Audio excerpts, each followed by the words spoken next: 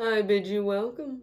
I am a little goblin who likes to do makeup, and today we're going to do the third Spring Goth look while I regale you of some D&D misadventures where my party may or may not have brought down an entire empire with a printing press. So let's get into it. Now, this was collectively our first time playing D&D, so we ended up doing a lot of things on the fly, like making up house rules and all sorts of little things like that, just so it would make it easier for us to play together and everybody to learn. I played a dark elf rogue named Danafe Dawnbreaker, and sorry. I'm like so excited to talk about my D&D stuff. I'm like, trying to get all the information in there quicker than possible. But I played as a dark elf rogue, and she banded with a group of mercenaries through an entry mission for our campaign, and we ended up calling ourselves the Band of the Green Wall. And the story of how we came up with that name is for a different time. Right now, I want to talk about how the members of my party brought down an entire country full of like super advanced dwarves with a printing press and a dream to just annoy me as much as humanly possible, I swear. I play as a chaotic neutral, but I usually try not to annoy my DM to the point where they cut me off story-wise. It's a very, very fine line I wobble on most times. Now, the day that my party decided to go to pickings, I was missing a few, but it consisted of the worst monk you've ever seen, Saitama, an easily distracted barbarian whose name I can't remember. They switched characters quite a bit throughout the campaign, so we'll just call him Crabius because he wanted, oh God, what was it? Something of the crab. I'll put it over there when I remember what it is, but he wanted it so badly and saved up so much money, did so many quests just to get this stupid little, like, I want to say Arabicus of the Gramicus. I know that's not it though. Oh my God, I'm so sorry. But anyway, along with the ranger and we had a ranger. He has PTSD from the time our monk dropped him into Nam, so that's always fun. And you think that that would probably be a little bit harmless. No, not even a little bit. So we start rolling into pickings, and we didn't know it at the time, but they don't like magic or monsters, so we're flying in on a dragon, and they shoot us down with missiles, so that's fun. They don't kill our dragon, though, which was pretty good, because we did have a hill giant we were riding around with, and our monk got him killed, too. He was his best friend. Oh, my party was so terrible. Like, I wanted to be like the heroes, but every time we went somewhere, I'm just like, how are we alive? Oh my God, we're terrible. Oh, so we get there and we find out that somehow the people of Pickings are worse than we are, and because they don't like magic or monsters or anything, they have this caste system in place so that like everybody who is a like a magic monster, quote unquote, and then includes like elves and everything like that. So anybody who is of that sort or has any sort of that in their bloodline is now a slave, which sucks because I'm a dark elf, we have a tiefling, and I believe that our barbarian at the time was a dragonborn. Had to backtrack a little bit there. So they shoot us down. Our dragon and us land just outside of the capital city, and we meet a man named Yu there who gives us like the lowdown of how the caste system works and how big the country's government is and everything like that. And it's basically like a military style, like totalitarian government where all of the slaves live horrible lives and they're forced to work well, the rest of them live these lavish lives, and like their people are very technologically advanced too, which makes it all the more frustrating.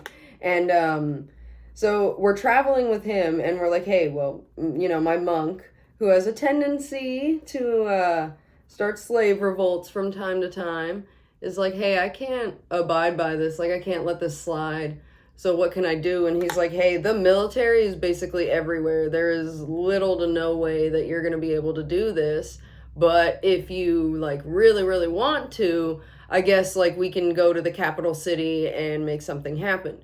Well, on our way there, we are stopped by said military, and they see us magical creatures just existing, and they're like, hey, no, like, you're not allowed here. And we're like, well, we didn't know, you kind of shot us down. Like, and I have a horrible, horrible habit of failing my frigging checks when I need to pass them. So we all get sent to a slave city, and we're stuck there having to work day in and day out.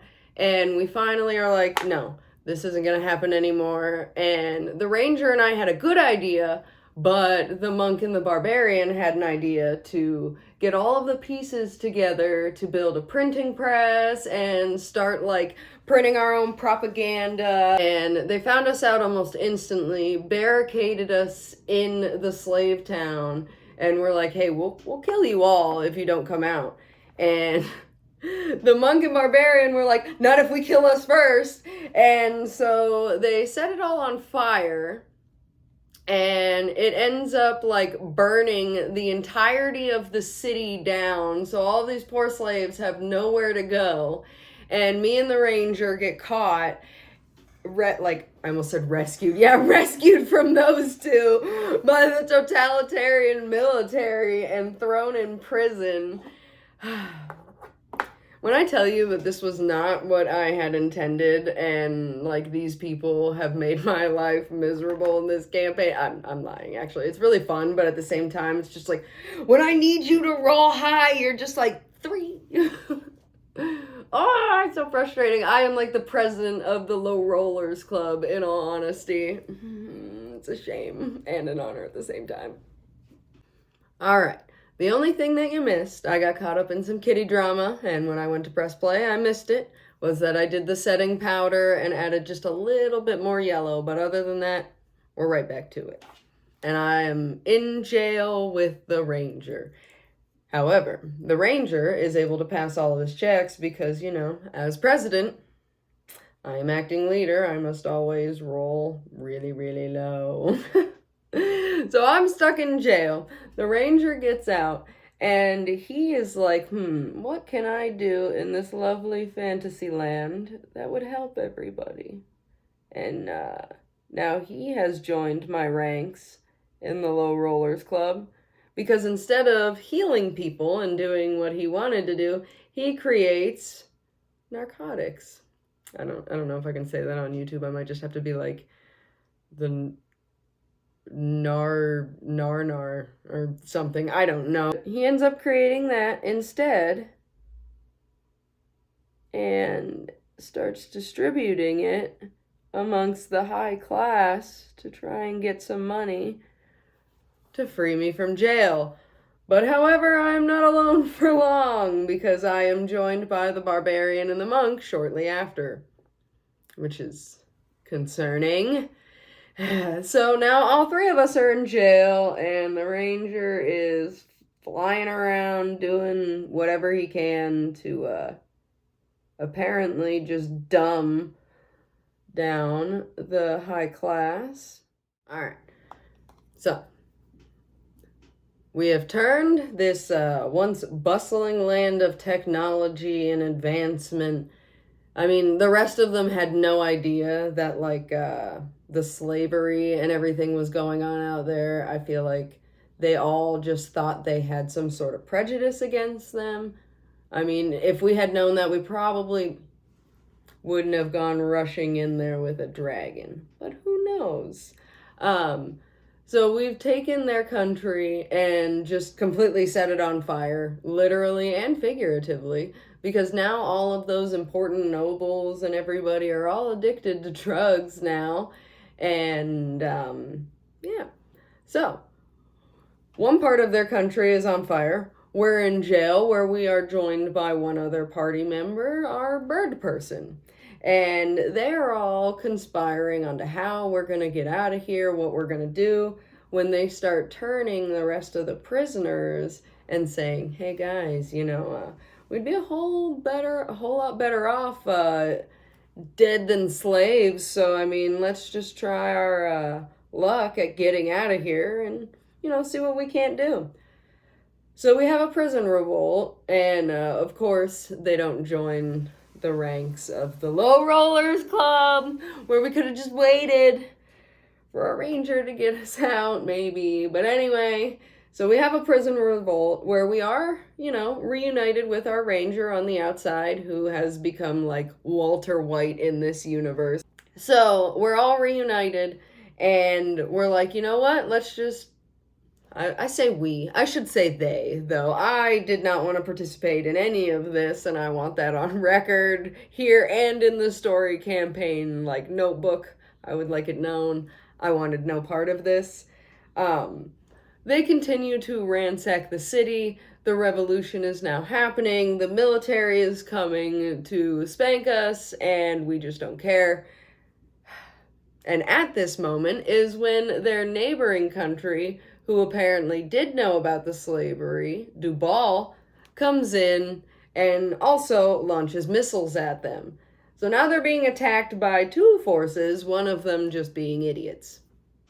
I don't like to destroy a place unless it is completely evil, and I feel like we could have at least done a little bit more exploring, like there might have been some ruins in there. I could have relived my... Ooh, kicking my camera there.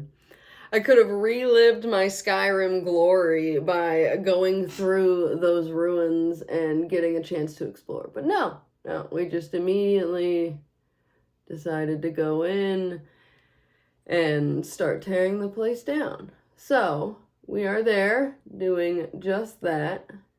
Duval has come in and was deciding to take advantage, strike while the iron is hot, as they say, and a good portion of pickings at this point is now going to be an area where 3 countries are now at, because at the same time, their other neighbor, the Dodorian matriarchy, is like, hey, are you trying to take land over there? We like land. That's our land. You can't have that. So everybody is attacking them, and you would think that my party is like, hey man, we got to do something about this. Let's like help them. No, but what we will do is help a family in the country escape some cannibals, do some side fetch quests, things of that nature. Because why not? Place is already on fire. What more could we do to it? Bird person and the ranger, who accidentally created drugs in our fantasy world, because that's what we go there for, as it does. Alright, he's now trying to figure out a way to profit off of this even further outside of just pickings. And in doing so, he creates this giant cult where he is now like god bird person, and they're all gonna like tend to his crops and all this other stuff, because big surprise, they're poppy seeds. Yeah, that's what we apparently play games for. Ugh, it was so frustrating. That was one of the most frustrating parts of the campaign, is like he was trying to create, I believe, like some form of healing stuff to give to the poor slaves, and then he ended up creating, I think they said, well, what it was, because I don't know if I can say it or not on here, and bird person was like, oh, but if we have that, couldn't we just turn it into this, and then we'll be even more profitable? Or we'll just be like really, really horrible people. Right, so everything's on fire. We're doing side quests because that's just the kind of mercenaries we are. What do we care? We set the place on fire. We're not trying to be good people. We are. Some of us are.